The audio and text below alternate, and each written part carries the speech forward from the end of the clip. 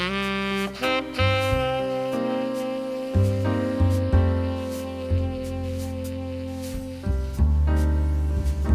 night was as dark as my state of mind. As I wandered aimlessly through the streets of the unfortunate reality that I called my existence, I couldn't help but contemplate my plans for the evening. An uncomfortable couch and a cold slab of meat of one type or another, and maybe some cheese. My appetite suddenly reminded me of Penelope.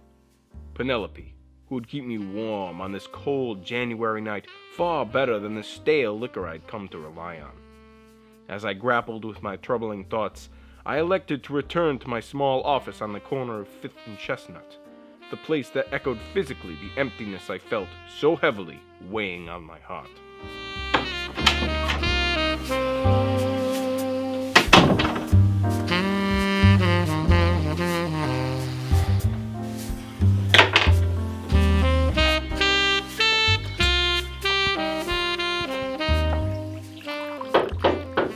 Come in.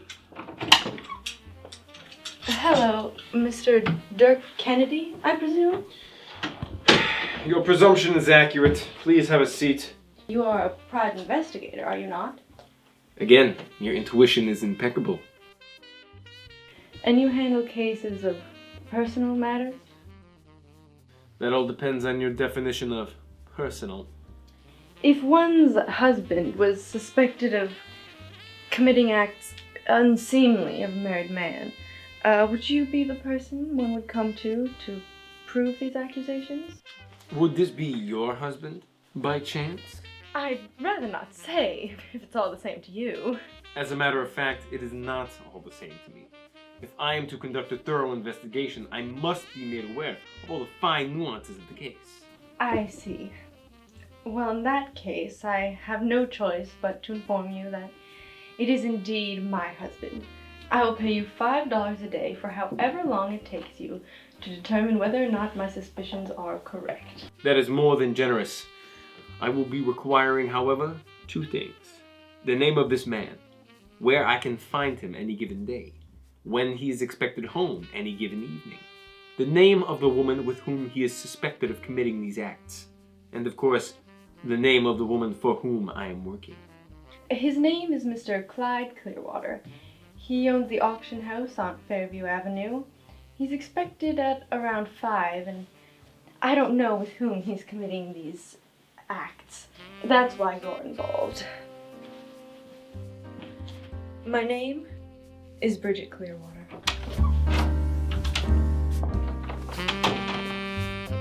What a dame.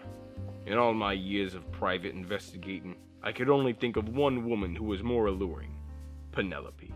Sweet, beautiful Penelope. No, I had a case, and I needed to focus on that. I hadn't had a paying case in 3 weeks, and I was living off the meager inheritance from my innkeeper of a father who died alone in a cold bed 2 winters ago. I rose from the chair, which had buckled under the weight of my heavy heart, and determined to track down Mr. Clearwater on the streets of the town that seemed to sing the blues of the broken-hearted.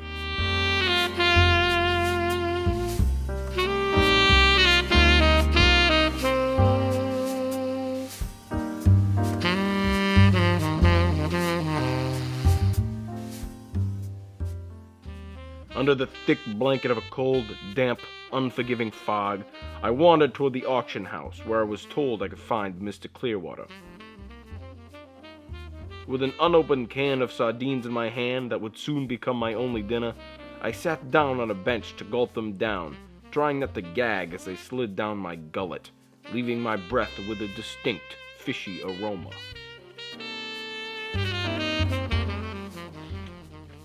Well, well, well, if it ain't Dirk the Jerk himself. I thought the police department locked up all their bulldogs at night. How'd you get out? Oh, ain't you just the funniest man in town, Jerk? You could take that comedian act on the road. And leave you here to terrorize innocent citizens just trying to enjoy their dinner in peace? Not likely. I wouldn't use that tone if I was you, Jerk. People who talk that way to officers of the law tend to find themselves in unfortunate situations. Are you threatening me, Bulldog? That would be captain to you, Jerk. Excuse me, Captain Bulldog. I've got half a mind to show you what it means to be on the wrong side of the law, Jerk. But lucky for you, I gotta be at the station at 10 minutes. Got a surprise birthday party for myself. I'm turning 45. Don't you want to wish me happy birthday, jerk? I'd rather start a charity for your mother. One more wisecrack like that, jerk. One more. And I swear to any god that you can name, I will shove this nightstick so far up your... Commissioner Stevens, hello! Oh, ha ha. Very funny, jerk. I thought so. Now, didn't you say you had a birthday party to get to? As a matter of fact, I do. But I'll catch you around town real soon, jerk. Real soon. The fog was as thick as a linebacker's arm and just as hairy. The cold wind blowing off the river slapped my face like the cold hand of an unloving mother. After my run-in with the police department, I decided to track down my mark, Mr. Clearwater, as soon as possible and put this meaningless case behind me. Nothing had meaning. Nothing but Penelope.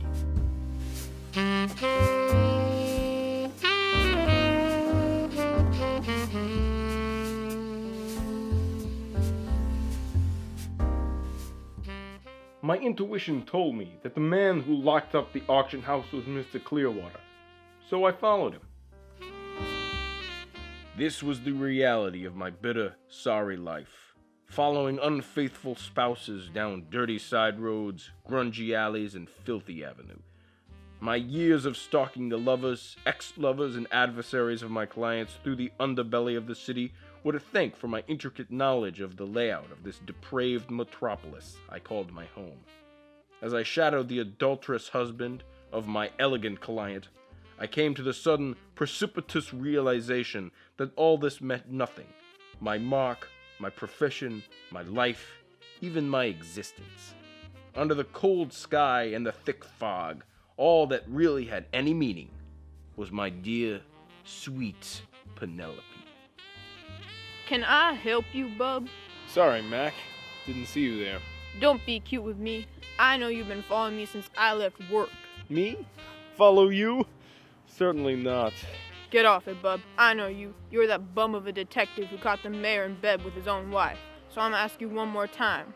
Why you following me? Real tough guy, huh? Give me a break. Alright, you asked for it.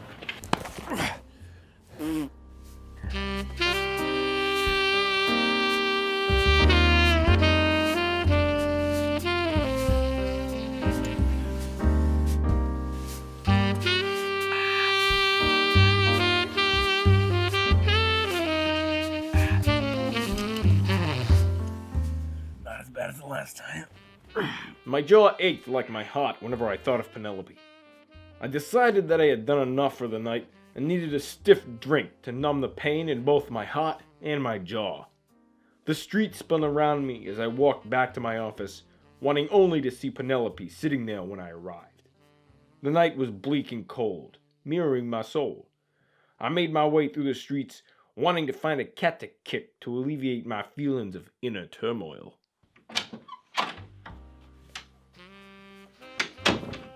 What did you say to my husband? No, Mrs. Clearwater. Things didn't exactly go to plan. You don't say. He came home with bruised knuckles and a temper fit to be tied. Believe me, I know all about the temper. Suffice to say, I was relying on your discretion in your handling of this case, so you can understand why you will not be receiving your pay. Excuse me, madam. I think I should at least be paid for damages. You want to talk about damages, Mr. Kennedy? What about the damages caused by yourself? My husband left me because I had him tailed by a private investigator who reeks of failure and hard liquor. An investigator who I ironically hired in order to possibly save my marriage. I'm sorry to hear that, Mrs. Clearwater. Your apologies mean nothing to me. They're as worthless as my husband's mistress. If I had known about your incapability to operate a covert examination of my husband's affairs, I would never have hired your negligent services. I don't think that's a really fair judgment, Mrs. Clearwater. Don't lecture me about fairness, Mr. Kennedy. Shame on you. Shame on you.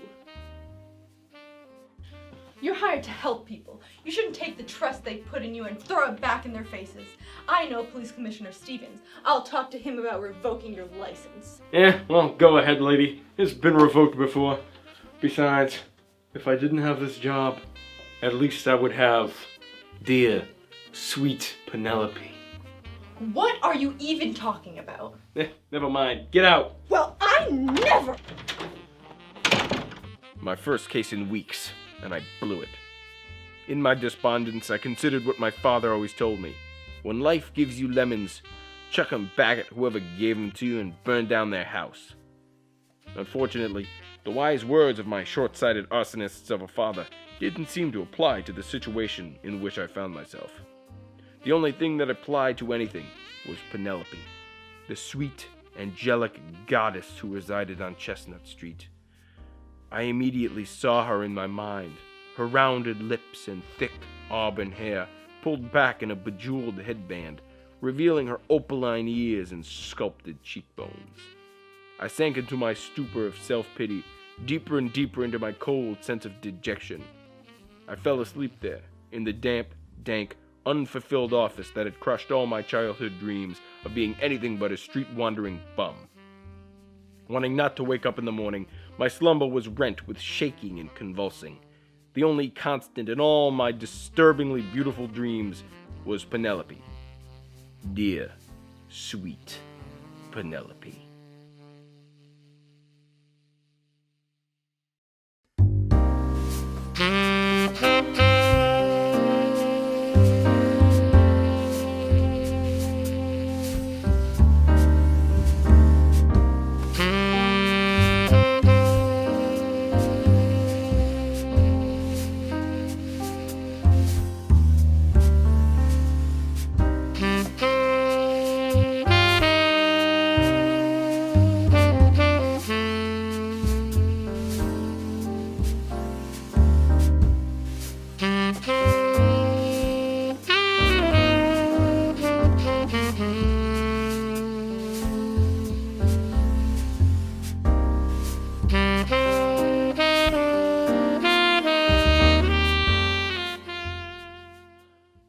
Hello, Dick. Penelope.